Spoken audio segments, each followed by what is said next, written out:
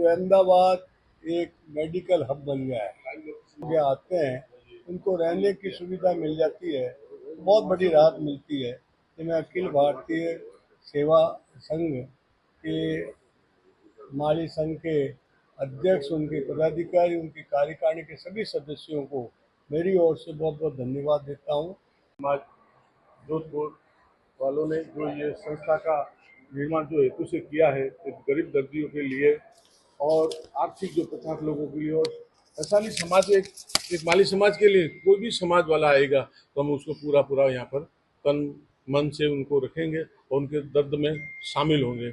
इसके लिए हमें जोधपुर वालों का खूब खूब अभिनंदन है और खूब समाज का पूरा धन्यवाद है जो हमारे अहमदाबाद में है। मैं तो 70 साल से अहमदाबाद में रह रहा हूँ, इसलिए सिविल हॉस्पिटल के पास में जो बना के उन्होंने खूब आभार किया, जो उससे खूब धन्यवाद है। કેટલા બેડની વ્યવસ્થા છે અને કઈ રીતની સમગ્ર વ્યવસ્થા કરવામાં આવી છે? આપણે 20 રૂમ છે, આપણે 20 રૂમ છે ને 60 બેડ છે.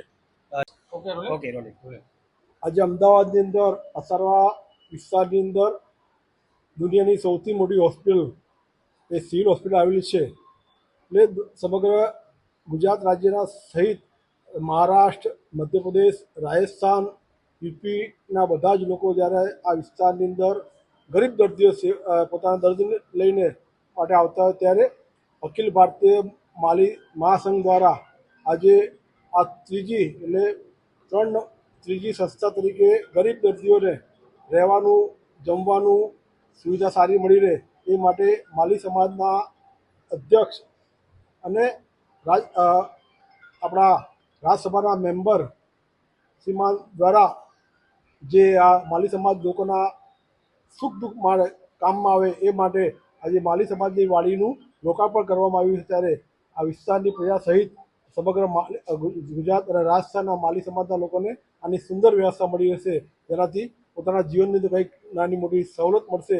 એ માટે સમગ્ર ઓલ ઇન્ડિયા માલી સમાજને હું ખૂબ અભિનંદન આપું છું અને આભાર પ્રગટ કરું છું.